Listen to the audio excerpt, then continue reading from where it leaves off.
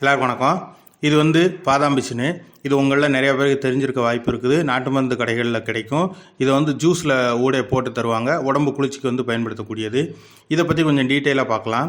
இது என்ன அப்படின்னா, பாரசீக நாட்டில் விளையக்கூடியது. அரபு கண்ட்ரீஸில் விளைஞ்சி அங்கேருந்து நம்ம நாட்டுக்கு வருது. நம்ம ஊர்களில் கூட வாதாம் காய் அப்படின்னு சொல்லி ஒரு இது உண்டு. நல்லா தேக்கு இலை மாதிரி பெரிய இலையாக இருக்கும். அதில் ஒரு காய் நல்லா முளைக்கும். அது வாதாம் காய் அப்படின்னு சொல்லுவாங்க. வாதுமை அப்படின்றது அந்த மரத்தோட பேர். அந்த மரத்தோட பிசின்னு இது கிடையாது. அதுலேயும் பிசின் வரும், அது வேற. ஆனால் இந்த பாதாம் பிசின் அப்படின்றது பாதாம் மரத்துலேருந்து வரக்கூடியது. வெளிநாட்டிலேருந்து தான் இங்கே இம்போர்ட் ஆகுது. அதனுடைய கலர் தன்மை பார்த்திங்கன்னா நல்லா வெள்ளையர்னு இருக்கும். இல்லாட்டி கொஞ்சம் மஞ்சள் கலர் கலந்த மாதிரி இருக்கும். ஒரு ரெட்டிஷாக மஞ்சள் கலந்த மாதிரி லேசாக ஷேட் அடித்த மாதிரி. வாசனை எதுவுமே இருக்காது. வெறுமனே பிசினாக இருக்கும்போதும் வாசனை எதுவும் இருக்காது. அதை அப்படியே தின்னு பார்த்தாலும் வாசனை எதுவும் தெரியாது, ருசியும் தெரியாது. இதை அப்படியே நேரடியாக சாப்பிட மாட்டாங்க. நல்லா ரஃப்பாக இருக்கும். அதை தண்ணியில் நல்லா ஊற வச்சு ஒரு ரெண்டு பிசினை எடுத்து தண்ணியில் ஊற வச்சிங்கன்னாலே ஒரு அரை டம்ளர் அளவுக்கு அது அப்படியே ஊறி பெருசாக வந்துடும். அதை அதுக்கு அடுத்து ஜூஸ் உள்ளே போட்டு குடிப்பாங்க. அதில் ருசி எதுவும் தெரியாது. அப்படி ஆனால் குடிக்கலாம். உடலை நல்லா குளிர்ச்சிப்படுத்தக்கூடியது. உடலை குளிர்ச்சிப்படுத்தக்கூடியது அப்படின்ற விஷயம் மட்டும்தான் எல்லாருக்கும் தெரியும். அந்த விஷயத்துக்காண்டி தான் எல்லாரும் சாப்பிட்றாங்க. ஆனால் நம்மளுடைய சித்த மருத்துவர்கள் இதை வேறு ஒரு சில விஷயங்களுக்கும் பயன்படுத்தி இருக்கிறாங்க. இருமலை குறைக்கிறதுக்கு பயன்படுத்தி இருக்கிறாங்க. அதுபோக அஜீரண பேதிக்கும் இதை பயன்படுத்தி இருக்கிறாங்க. இந்த இருமலை குறைக்கிறதுக்கு இந்த பாதாம் பிசினை அப்படியே எடுத்து தூள் பண்ணி வச்சுக்கிட்டு, அது கூட கருவேல பிசினையும் எடுத்து தூள் பண்ணி வச்சு இதை நாட்டு சர்க்கரை அல்லது தேனோட சேர்த்து சாப்பிடணுமா.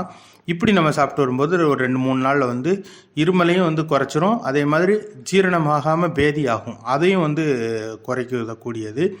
இதில் ஒரு சில பேருக்கு நிறையா டவுட் இருக்குது. எனக்குமே முன்னாடி அந்த டவுட் வந்திருக்குது. சித்த மருத்துவ நூல்களில் சொல்லப்பட்ட பொருட்கள் எல்லாமே நம்ம நாட்டுக்குரியது அப்படின்னு சொல்லி நம்ம நினைக்கக்கூடாது. ஏன்னா சித்த மருத்துவ நூல்களில் பழைய ஆட்கள் சொல்லப்பட்டதில் நிறையா பொருட்கள் வெளிநாட்டிலேருந்து இங்கே வந்ததும் இருக்குது. சித்தர்கள் சொன்னதே 500 வருஷம் 2000 வருஷம் 1000 வருஷம் முன்னாடி சொல்லப்பட்டது. அது அப்போ எழுதப்பட்ட நூல்கள் தான். ஆனால் அதில் சொல்லப்பட்ட பொருட்களுமே வெளிநாட்டிலேருந்து வந்ததெல்லாம் இருக்குது. இந்த பாதாம் பிசினும் அந்த மாதிரி தான். அவர்கள் அன்றைக்கே டெஸ்ட் பண்ணி பார்த்துருக்காங்க. அப்போ இந்த பொருள் அதுக்கு முன்னாடி இருந்தே வந்திருக்குது. பாதாம் பிசினை பற்றி சித்த மருத்துவ புத்தகங்களில் குறிப்புகள் இருக்குது. அந்த மாதிரியான ஒரு குறிப்புகளில் ஒன்று தான் இந்த இருமல் அஜீரண பேதிக்கு பயன்படுத்த முடியும் அப்படின்றது. அதே நேரம் இப்போது ரீசண்டாக கொஞ்சம் வருஷத்தில் ஒரு 100 வருஷம் 50 வருஷத்துக்கு இடையில அந்த பொருள் வெளிநாட்டிலேருந்து இந்தியாவுக்கு வந்திருக்கு அப்படின்னா அதை பற்றியா குறிப்பு அதிகம் இருக்காது பழைய புஸ்தகங்களில். அதுக்கு உதாரணம் என்ன அப்படின்னா, பூனமிசை அப்படின்னு சொல்லி ஒரு செடி இருக்குது. இந்த செடி ஒரு 50 வருஷத்துக்கு முன்னாடி தான் 1965-70க்கு பிறகு தான் இந்தியாவுக்குள்ளே வந்துச்சு. இந்த பொருளை பற்றிய குறிப்புகள் பழங்கால புஸ்தகங்கள் எதுலேயும் இருக்காது. அதை இப்போது கிட்னியை சுத்தம் பண்ணுறதுக்கு டயாலிசிஸ் கண்டிஷனில் இருக்கிறவங்க கூட பயன்படுத்துகிறாங்க. கிட்னியை நல்லா சுத்தப்படுத்துது, ரத்தத்தையுமே சுத்தப்படுத்துது. அதுக்கு அதை பயன்படுத்துகிறாங்க.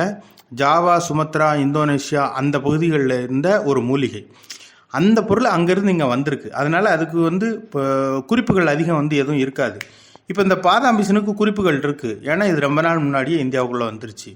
இந்த பாதாம் பிசினையும் கருவேலம் பிசினையும் எடுத்து தூள் பண்ணி நாட்டு சர்க்கரையோடு சேர்த்து சாப்பிட்டா இருமல் அஜீரண பேதி சரியாகும் அப்படின்னு சொல்லி போட்டிருக்காங்க. ஆனால் இதை தூள் பண்ணுறது கொஞ்சம் கஷ்டம். நீங்கள் இயற்கையில் இருக்கும்போது பொதுவாகவே எல்லா பிசினுமே தூள் பண்ணுறது ரொம்ப கஷ்டம்தான். தூள் பண்ணுறதுக்கு என்ன செய்கிறாங்க அப்படின்னா, வழக்கமாக செய்கிறவங்க அதை நல்லா உடச்சி கொஞ்சம் சின்னதாக உடச்சி, பாதாம் பிசின் பொதுவாகவே சின்னதாக இருக்கும், கொஞ்சம் பெருசாக இருக்கிற முருங்கை பிசின்லாம் பெருசாக இருக்கும். அதை நல்லா உடச்சி வெயிலில் காய போட்டு அதுக்கப்புறம் அதை லேசாக வறுக்கிறது, வெயிலில் காய போட்டுறது இதெல்லாம் பண்ணும்போது அது நல்லா ஹீட் ஆகும். கொஞ்சம் ஈஸியாக நொறுங்கிடும். லேசாக வறுத்துக்கிட்டு அப்படியே தூக்கி அந்த சூட்டோட மிஷினில் போட்டு அரைக்கிறாங்க.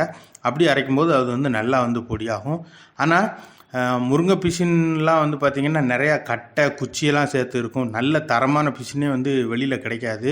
அப்படி இருக்கும்போது அதை நம்மளே வாங்கி சுத்தம் பண்ணி அடுத்து காய வச்சு அரைச்சா தான் நல்ல பொடியாக கிடைக்கும். பிசினோட பொடி மற்ற எந்த பிசினு பொடியை நம்பினாலும் சரி, முருங்கை பிசின் பொடி நீங்கள் வெளியிலேருந்து பொடின்னு சொல்லி வாங்கினீங்கன்னா அது எவ்வளோ தூரம் சுத்தமாக இருக்குன்னு சொல்லி நீங்கள் நம்ப முடியாது. அதனால் இந்த பிசின் கருவேலம் பிசினு, பாதாம் பிசின் இதெல்லாம் எடுத்து நீங்கள் தூள் செய்கிறீங்க அப்படின்னா நீங்களே எடுத்து அதை பண்ணுறது தான் நல்லது.